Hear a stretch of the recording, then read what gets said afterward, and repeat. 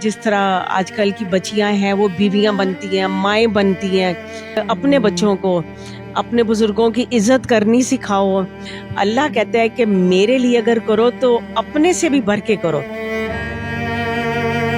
یہ تب ہمارے پاس آتے ہیں جب سوسائٹی نے، اپنوں نے سب کچھ ان سے نچوڑ لیا ہوتا ہے. ان میں موسٹلی وہ لوگ ہیں جو بیچارے کچھ نہ کچھ اپنے ہیلتھ ایشوز کا شکار ہیں. کبھی ان کی فیملیز ملاقات کرنے آتی ہیں یہاں پر؟ بہت کم لوگ آتے ہیں، بہت کم آتے ہیں. یہ وہ لوگ ان کو تو یہ سمجھتے ہیں، شاید یہ بھی نہیں سمجھتے کہ کوئی گھر میں رکھی ہوئی چیز کبھی بھولے سے یاد آ جائے. کیسے ہیں آپ؟ خیریت سے؟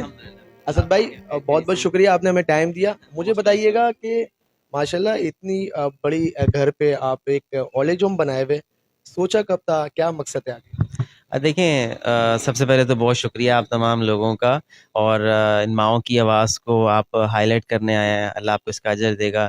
دیکھیں، یہ کوئی سوچا نہیں تھا. یہ اسی طرح ایک میری والدہ 2007 میں ایک لاوارث خاتون تھیں، ان کو اپنے گھر لے آئی تھیں. وہ بیچاری 5 روز تک پڑی رہیں جہاں وہ رہتی تھیں، تو بہت بہت مطلب برے حالات میں تھیں. تو میری والدہ نے ان کو اڈاپٹ کیا، اپنے گھر لائیں، اور ان کی وش یہ تھی کہ یہ میرے ساتھ رہیں گی. اگر ان کا کوئی بھی نہیں ہے تو میں ان کی بیٹی بن جاتی ہوں. تو اب وہ یہاں سوچا نہیں تھا کہ یہ چلتا چلتا جو ہے وہ یہ پورا کارواں بن جائے گا، اور ایک فاطمہ سے شروع ہونے والا سلسلہ آج کراچی، لاہور، اسلام آباد میں 200 سے زائد خواتین جو ہیں ان کو بنت فاطمہ فاؤنڈیشن شیلٹر پرووائڈ کر رہا ہے. ان کے کھانے پینے کے، میڈیسن کے، ہر چیز جو ہے وہ ان کو پرووائڈ کر رہا ہے. لیکن سب سے جو بڑھ کے ہے، دیکھیں یہ تو ہر ایک ادارہ کر رہا ہوگا، شیلٹر ہوم بھی کر رہے ہوں گے. اس میں جو سب سے بڑھ کے جو چیز ہے وہ یہ ہے کہ ان کے ساتھ وہ فاؤنڈر اپنی فیملی شیئر کریں، تاکہ ان کو بڑھاپے میں یہ لگے کہ ہمارے ساتھ ہمارے اپنے رہ رہے ہیں. بھانجے، پوتے پوتے، نواسے نواسیاں اگر ان کے اپنے نہیں نظر آتے، انہوں نے ان کو ابینڈن کر دیا ہے، تو ان کو یہ فیل ہونا چاہیے کہ ہمارے اپنے ہیں. یہ اولڈ ایج ہوم کے کچن میں میں لے کر آیا ہوں، جہاں پر ریگولر ان خواتین، ان خاتون کا کھانا اور چائے وغیرہ بن رہا ہوتا ہے. اسد بھائی مجھے بتائیے گا، بہت امپورٹنٹ بات یہ ہے کہ آپ اولڈ ایج ہوم میں خواتین کو اپنے ساتھ رکھ رہے، کھانے یا خواہش یہ خود کرتی ہیں کہ اپنے مقصد سے آپ بنا رہے ہوتے ہیں؟ دیکھیں، یہاں پر 2 طرح کا کھانا بنتا ہے. ایک تو وہ ہے کہ جس میں جو نارمل میں اور آپ جو نیچے کے لوگ ہیں وہ کھا سکتے ہیں. دوسرا کھانا وہ بنتا ہے جو کھچڑی ہے، سابودانہ ہے، پورج ہے، جو سافٹ ڈائٹ ہے، جو جیسے یہاں پر تقریباً 90 سال کی بھی خاتون یہاں پر ہیں، تو وہ پھر ان کے دانت نہیں ہیں، تو پھر ان کے لیے سافٹ ڈائٹ بنتی ہے.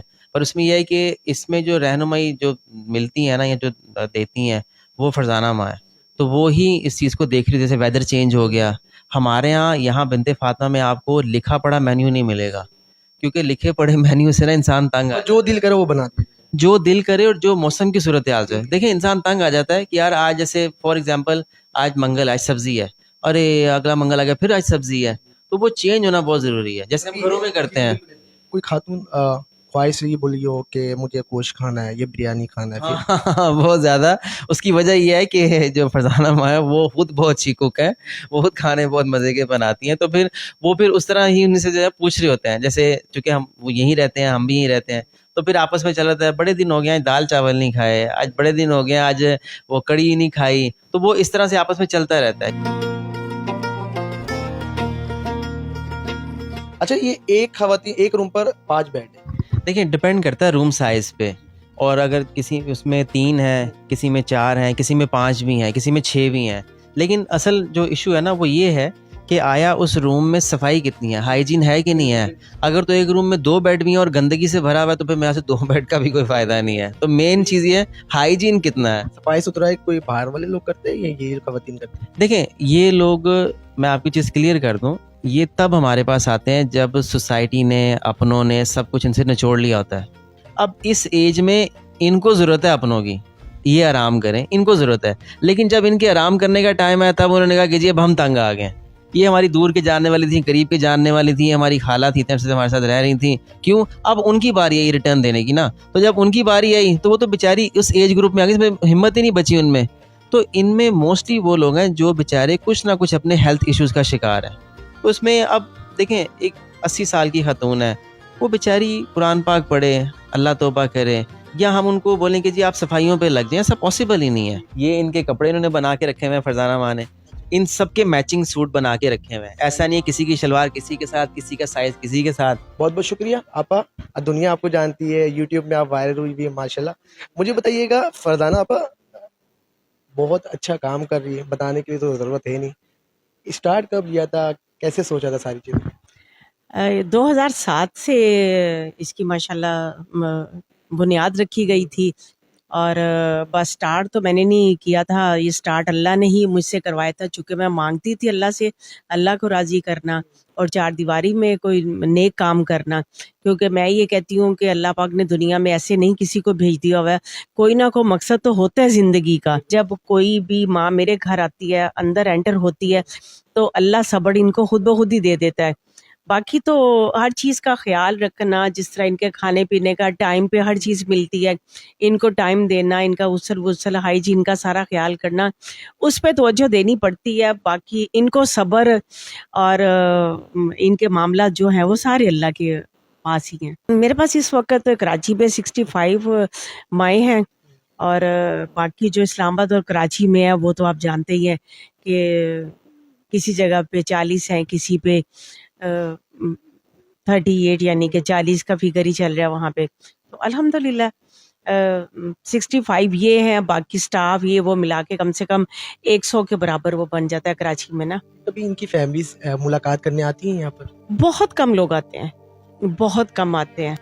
یہ وہ لوگ ان کو تو یہ سمجھتے ہیں, شاید یہ بھی نہیں سمجھتے کہ کوئی گھر میں رکھی ہوئی چیز کبھی بھولے سے یاد آ جائے, تو وہ تو ان لوگوں کو یہ سمجھتے ہیں. کاش کہ وہ یہ سمجھے کہ گھر میں کوئی رکھی ہوئی چیز ہمیں یاد آ گئی ہے تو اٹھ کے اس چیز کو دیکھیں, حالانکہ یہ تو انسان ہے, یہ چیزیں نہیں ہے, یہ انسان ہے. فرزانہ پر لاکھوں لوگ آپ کو دیکھ رہے ہیں اس وقت, لاسٹ پہ کیا پیغام دینا چاہیں گے؟ بس میں یہی کہنا چاہوں گی کہ اپنے بچوں کو اپنے بزرگوں کی عزت کرنی سکھاؤ. جس طرح آج کل کی بچیاں ہیں وہ بیویاں بنتی ہیں, مائیں بنتی ہیں, اور اپنے ساس سسر کی خدمت کریں. جو بھی حصے میں فیملی کا کوئی ممبر, کوئی بزرگ, کوئی ہمسائے میں کوئی بھی ہے, تو اپنے بچوں کے سامنے ان کی خدمت کریں, بچوں کو ان کے پاس بھیجیں. اور اسکول جاتے آتے ہیں بچے تو ان کو تاکید کرو کہ اپنی دادوں کو یا جو بھی گھر میں بزرگ ہے ان کو سلام کر کے جاؤ, ان کی دعائیں لے کے جاؤ.